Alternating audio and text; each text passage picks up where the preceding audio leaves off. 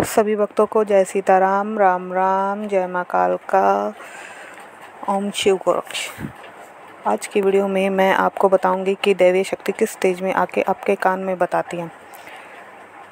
जो भी किसी की पूछा लेनी है आपको, या किसी के बारे में कुछ पूछना है, अपने घर के बारे में पूछना, या किसी के बारे में पूछा लेनी है, ऐसी कौन सी स्टेज है जब कोई भी दैवीय शक्ति आपके कान में आके बताती है।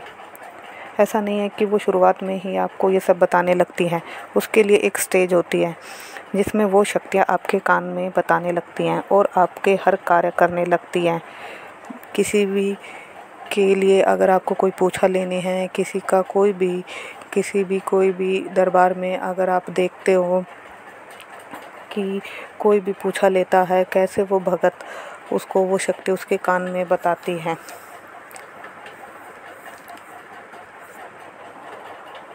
आपने देखा होगा आजकल कई दरबारों में आप गए होंगे और वहाँ पर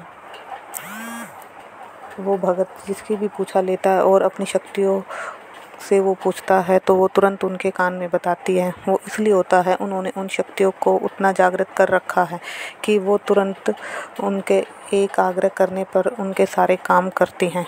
कई लोग पूछते हैं कि कान में बताने वाली साधना बताएं, लेकिन ये एक दिन की साधना नहीं है, इनका एक तरीका होता है।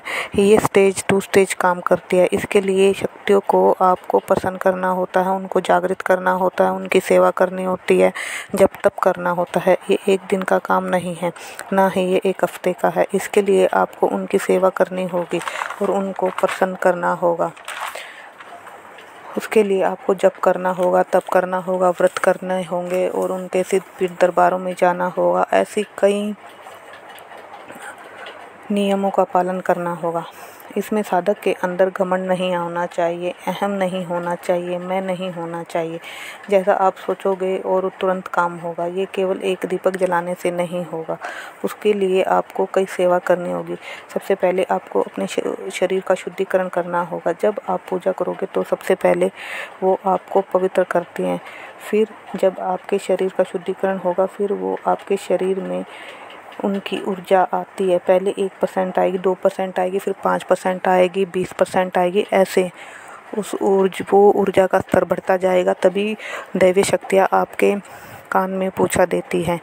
आपको उनको आग्रह करना होता है, फिर वो आपका मनचाहा काम करती है। वो शक्तियाँ आपसे मनचाहे जो भी आपको किसी के बारे में पूछा लेनी है, किसी की मदद करनी है, सहायता करनी है, तभी वो शक्ति काम करती है। उसके लिए आपको कई नियमों का पालन करना होगा, कई सेवा करनी होगी। उसके लिए मैं आपको बता देती हूँ कि आपको ऐसा क्या करना है जिससे शक्तियाँ आपके कान में बताएं। उसके लिए सबसे पहले आपको दीपक जलाएंगे, मंत्र जाप करेंगे, उसके लिए नियमों का पालन करेंगे। जैसे बालाजी महाराज हैं हमारे, उसके लिए हमें लहसुन प्याज तक का त्याग करना होता है, तामसिक चीज़ों का ग्रहण नहीं करना होता। तो जैसे अगर आप पूरे 7 दिन नहीं लहसुन प्याज का त्याग कर सकते, तो आपको मंगल और शनिवार लहसुन प्याज का त्याग ज़रूर करना होगा। वैसे ही आपको आरती करें, व्रत करें, परहेज करें, और जैसे जो भी आपके इष्ट हैं उनके सिद्ध दरबार ज़रूर जाएं, सिद्ध पीठ जाएं और उनको भोग लगाएं। सुबह शाम भोग ज़रूर लगाएं। भोग से हमारी शक्तियाँ तृप्त होती हैं। जब ये तृप्त होती हैं तो ये हमें बहुत आशीर्वाद देते हैं, हमसे बहुत प्रसन्न होती हैं। ये सब कार्य करोगे तो आपकी ऊर्जा बढ़ती रहेगी और आपके अंदर शक्ति जागृत होगी। फिर एक समय ऐसा आएगा जब आपकी शक्ति आपके शरीर में पूर्ण रूप से जागृत होगी और उस समय वो आपके कान में बताने लगती है।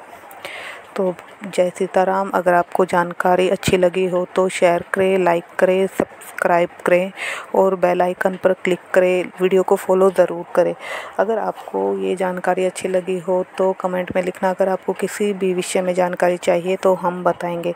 अब मैं अगली वीडियो आपको बताऊंगी कि हमें अपने शरीर में अपनी दैवीय ऊर्जा का स्तर कैसे बढ़ाएं, कैसे हम उस चीज़ को जल्दी से जल्दी ऐसा क्या नियम करें, क्या पालन करें, व्रत करें, हवन करें, जिससे हमारे शरीर में ऊर्जा का स्तर जल्द से जल्द बढ़े। जय माता दी, जय माँ कालका, सीताराम, जय बाबा की।